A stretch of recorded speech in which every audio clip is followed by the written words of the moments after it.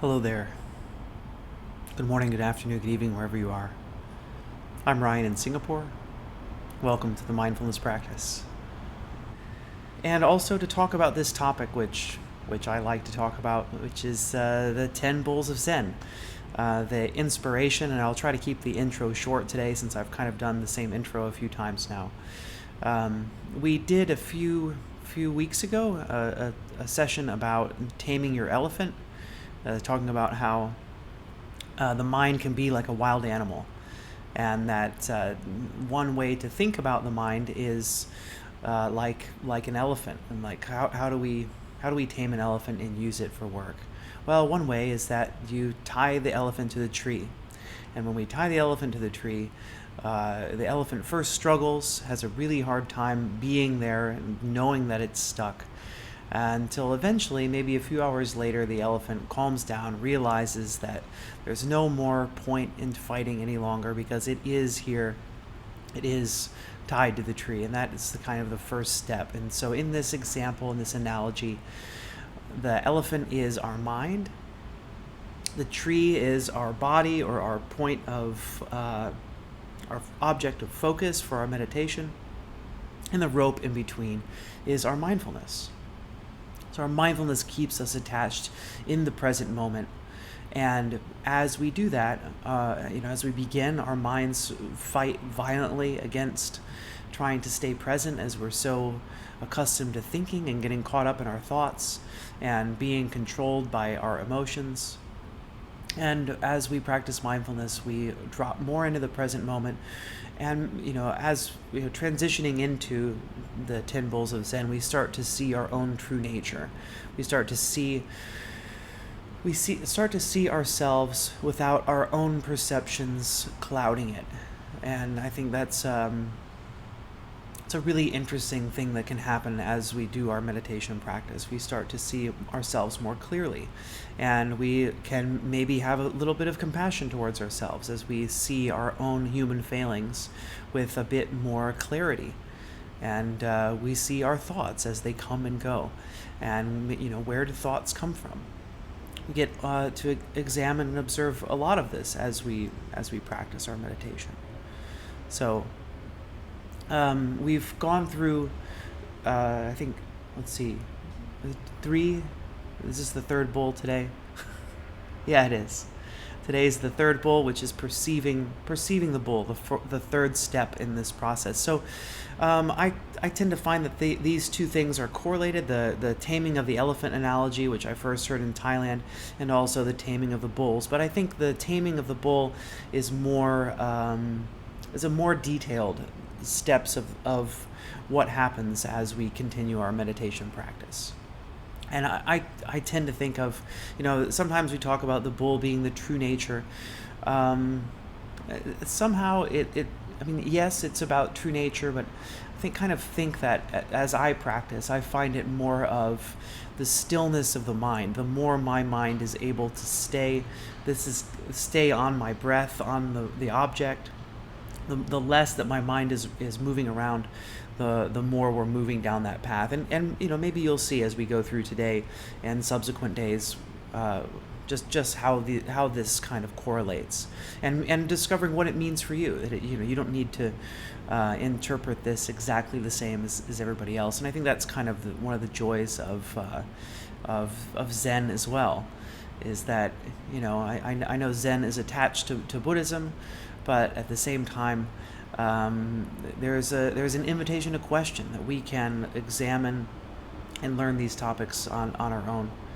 And I've talked way too much, more than I wanted to for the intro, but that's how it goes, isn't it? So the first bull is called, So I'll just go through once again. The search for the bull. This is kind of like as we sit down for our meditation and we get started. In the pasture of this world, I endlessly push aside tall grasses and search for the bull, following unnamed rivers lost upon the interpenetrating paths of distant mountains. My strength failing, my vitality exhausted, I cannot find the bull. I only hear locusts churring through the forest at night. So maybe the frustration we all feel as we start our meditations.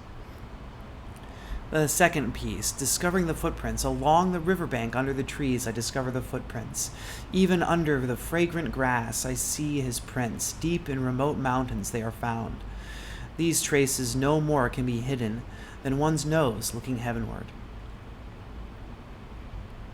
And now today's is perceiving the bull. So here's the drawing that goes along with today's topic.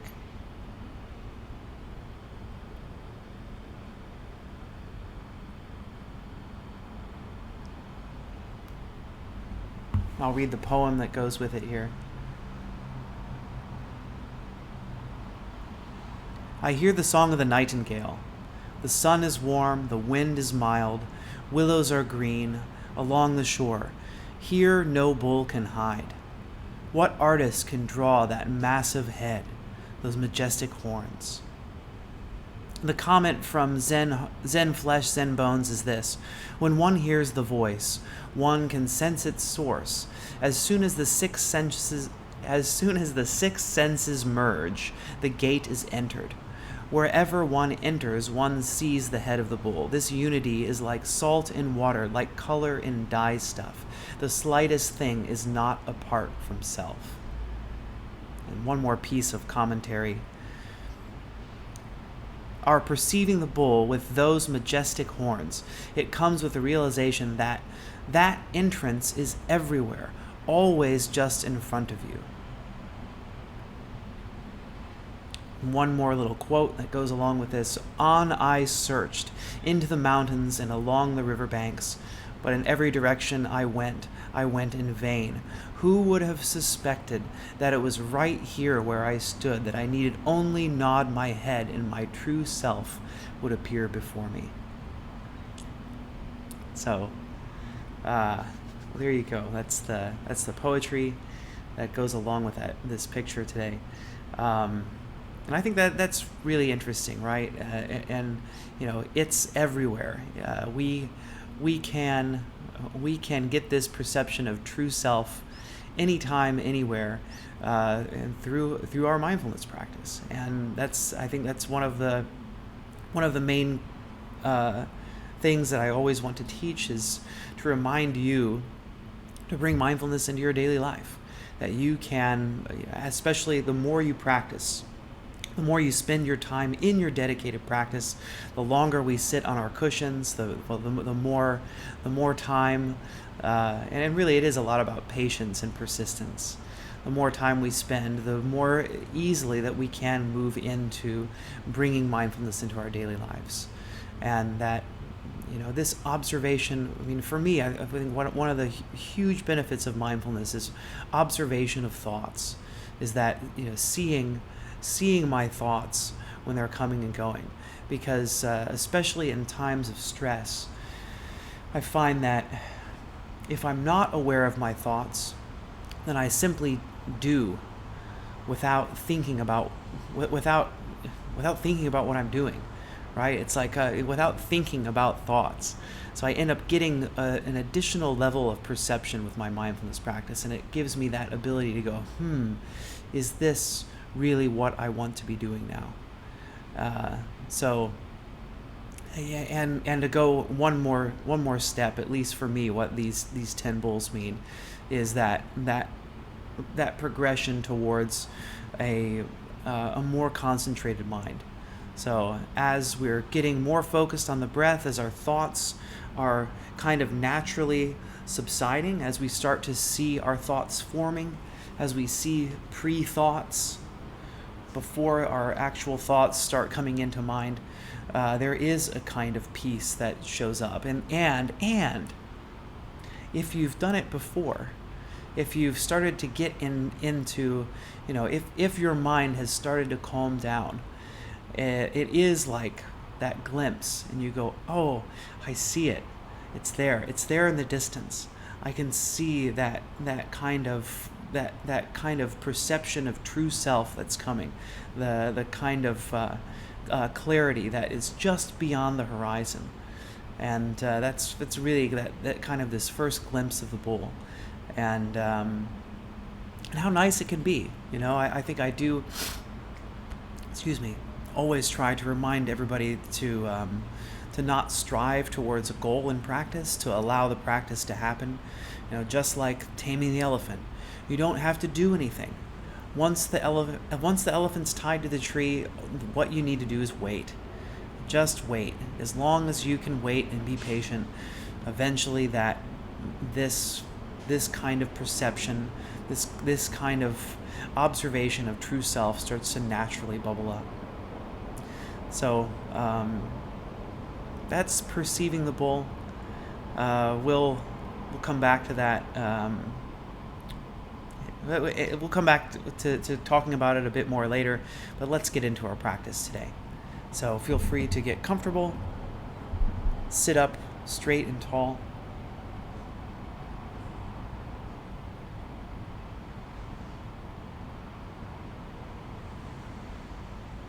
It's funny, all these animal analogies: monkey mind, tying an elephant to a tree, taming a bull. This kind of reminds us that we human beings are and do still have plenty of animal characteristics. So if you like, allowing your eyes to close,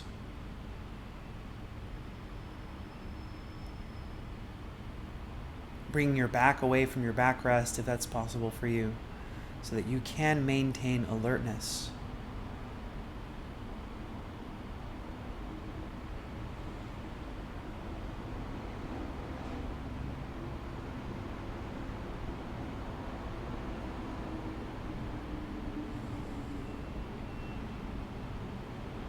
And as we arrive in our posture today, letting our bodies be still. Seeing if you can let the shoulders relax. Let the neck relax.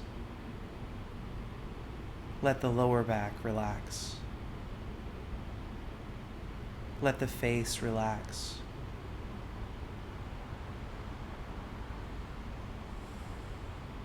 Let the muscles in the abdomen relax.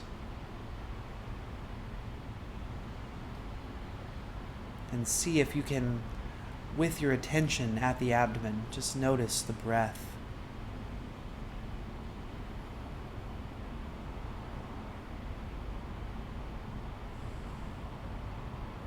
Notice how the abdomen moves.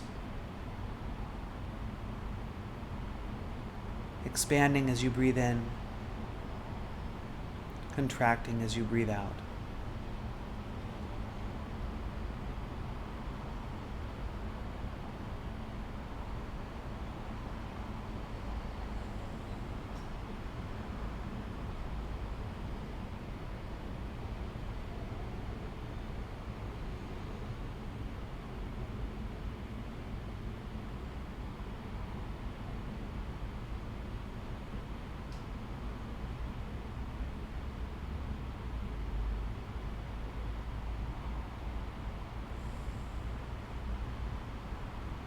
And as best you can, holding your attention here. Noticing if your mind has some tendency to pull away.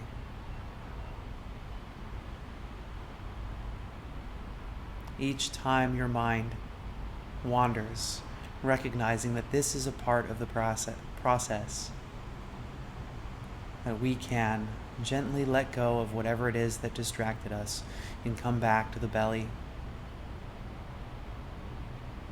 Come back to observing that feeling of expansion and contraction as we breathe.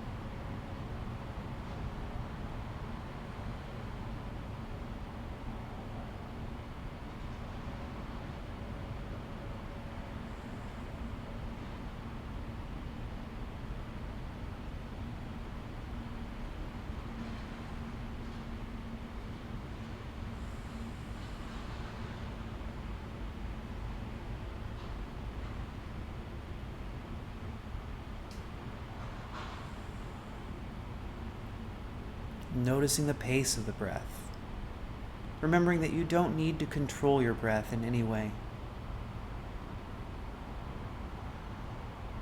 Just letting your breath be the way that it is.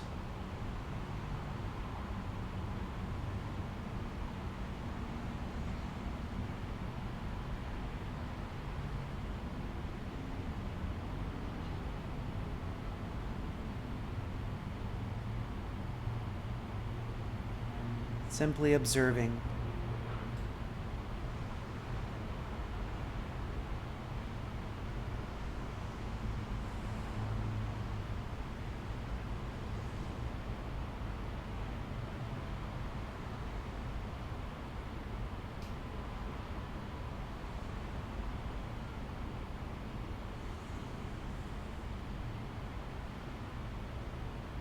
Does the pace of the breath change as the practice continues? So no need to analyze or think about the breath or think about anything at all.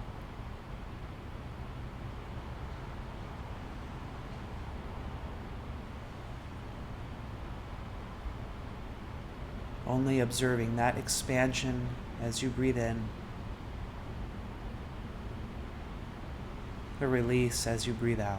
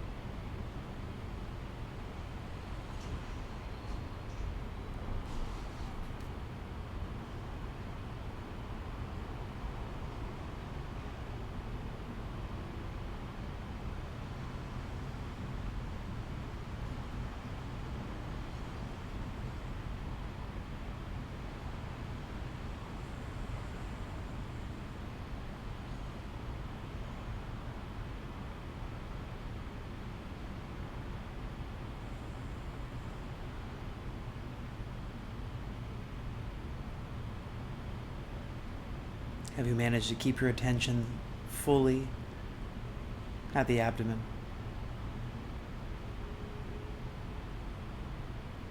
Or has your mind started wandering? So remembering, as we come back,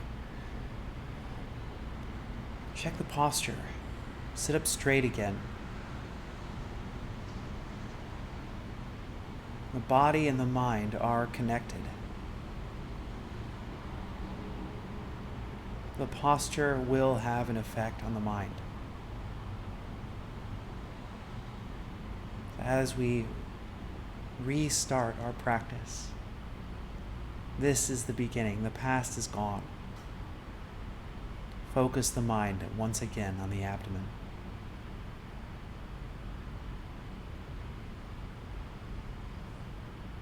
Feeling the surface of the skin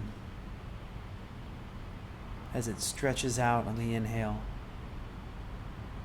releases and contracts back on the exhale. Expansion, followed by contraction, followed by expansion, followed by contraction, followed by expansion, followed by contraction. As this process of breathing, something that always happens as we are alive, continues.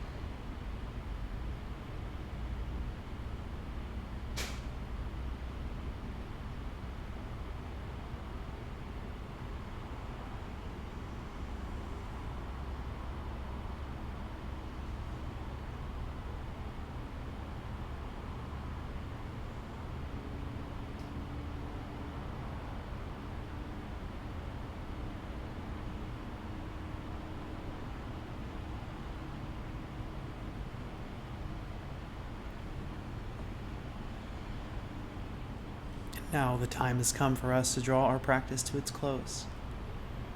So I'll close practice with 3 rings of the bell.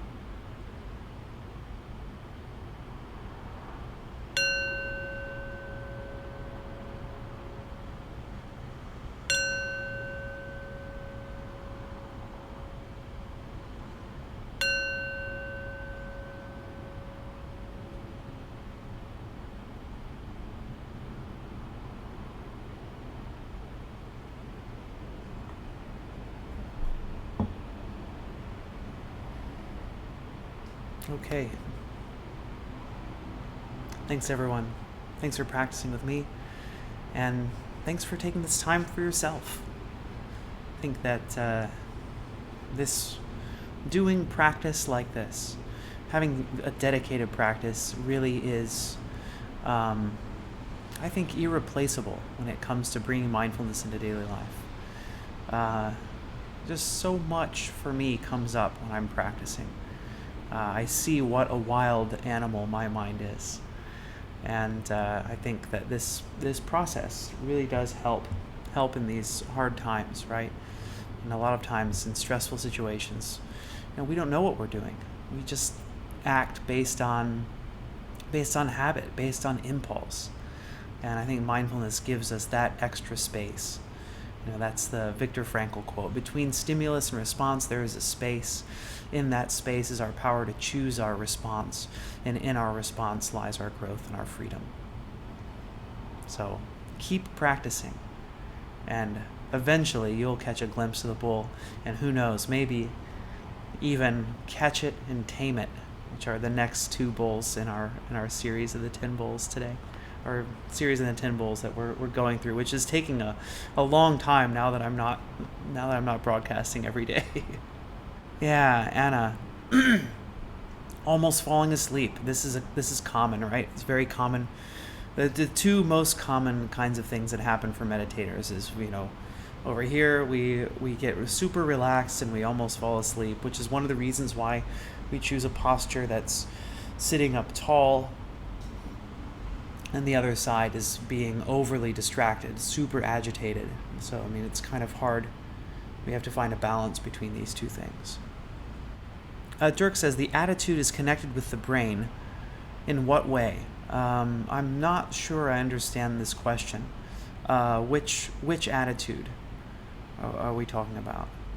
Jean shares, each time my mind began to wander, I gently called it back, like when you make a kissing sound to get your cat's attention. Thanks, Jean. And Caesar says, quite distracting for me today. Yeah. And I think today I didn't feel quite as distracted as usual for whatever reason. Anna says, when I started meditating in 2020, my brain was distracted a lot, but 3 years later in 2023, it's relaxed. Thanks, Anna. Yeah, and we're not perfect. We do live in a busy world, an always-on kind of world, where we get like little dings to notify us all the time of things that maybe we should pay attention to, maybe we should learn to ignore sometimes. But anyway, I find that this practice is really helpful in this busy world, and as well, more than simply sitting meditation. There are other ways to practice being mindful, and would encourage you to do that as well. So, like, what else? Try some mindful movement practice. And we have other meditations to do, but just kind of in honor of 10 Bulls, these days that I'm going through the 10 Bulls of Zen, choosing a more a Zen seated meditation. Although it doesn't mean we can't do walking meditation and things like that as well. Those are certainly included in Zen practice. Yeah, Anna says, meditation got me through 2020. I'm thankful I found meditation and sleep videos, and I reflect back on my meditation journey. I think my hardest year that I've had was 2018. I had started meditating just before that. I think I was still quite a novice meditator. So it's like kind of in 2017 when I started my personal practice, and it helped so much with making it through all the difficulties that I felt in 2018, especially my mind. I found that my mind would go everywhere and think about all kinds of things, and would amplify all of my struggles. I felt that the things that were really happening around me, as well as the things that I was imagining happening, like all of these things were extremely intense. And I think my practice allowed me to see all of that, and to see how my mind worked, and how my mind worked with or against me in certain times. So it's really really powerful. Jean says, I struggle with the idea of taming an animal. I like befriending better. That's me. Yeah. I get that. I get that too. Oh, and I've got speaking of animal distractions and wild animals, my beast is calling to get some food. Let's see, come over here, beast. Here, there's the beast.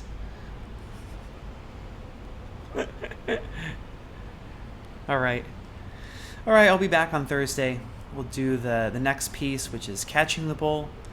Yeah, which I was going to say something about taming versus befriending, but it's okay. We'll save it for next time. All the best, everybody. Join Ryan's Daily Mindfulness Circle. Here, I'll write it here. Here on Insight Timer for summary of the practice and links, and as well, do try my premium tracks if you haven't yet. If you're an Insight Timer Plus member, check out my profile. Have a look at the premium tracks and go through them if they're if you'd like to have some guidance outside of this live practice. So I think those tracks are good. They're nice as well. They kind of sound clearer. All right, let's send our well wishes out.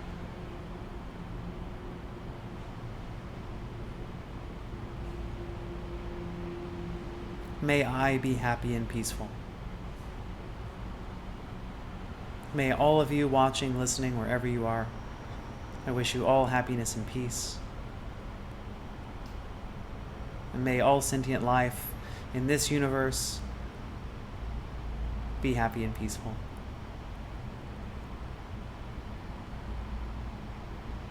All right. Take care, everyone. See you again soon. Bye-bye.